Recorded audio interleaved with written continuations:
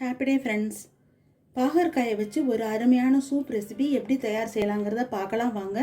இந்த சூப் எதுக்காக சாப்பிட்றதுன்னு கேட்டிங்கன்னா, ஹை சுகர் லெவல் கண்ட்ரோல் ஆகிறதுக்கும் இன்சுலின் உற்பத்தியை அதிகரிக்கிறதுக்கும் உண்டான ஒரு அருமையான சூப். இது எப்படி செய்யலாங்கிறத பார்க்கலாம் வாங்க. விதைகள் எல்லாம் எடுத்துட்டு இந்த மாதிரி ரவுண்ட் ஷேப்பில் கட் பண்ணிக்கோங்க. 2 பேருக்கு சூப் போடுறதுனால நான் 500 ml வாட்டர் ஊற்றுறேன். பாகற்காய், ஒரு சின்ன தக்காளி, கொஞ்சம் வெங்காயம், நீங்கள் சாம்பார் வெங்காயம் இருந்தால் கூட 5 போட்டுக்கலாம், கருவேப்பிலை, 2 பல் பூண்டு, ஒரு சிட்டிகை மஞ்சத்தூள், கொஞ்சமாக கல் உப்பு.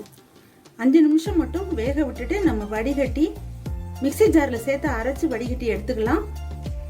இந்த சூப்பு யாரெல்லாம் சாப்பிடக்கூடாதுன்னு கேட்டிங்கன்னா, நாட்டு மருந்துகள் பத்திய முறைப்படி எடுக்கிறவங்க, கிட்னி பாதித்து கிரியேட்டின் லெவல் அதிகமாக இருக்கிறவங்க, லோ சுகர் இருக்கிறவங்க இந்த சூப் சாப்பிடக்கூடாது. 5 நிமிஷம் ஆயிடுச்சு. அடுப்பை ஆஃப் பண்ணிவிட்டு வடிகட்டி எடுத்துக்கலாம். தண்ணியை மட்டும் வடிகட்டிட்டு பாவக்காயை நம்ம மிக்சி ஜாரில் சேர்த்து அரைக்க போகிறோம். கொஞ்சம் மிளகு சேர்த்து அரைச்சிக்கலாம். இதை நம்ம இந்த வடிகட்டின தண்ணியோட சேர்த்து கலந்துக்கலாம்.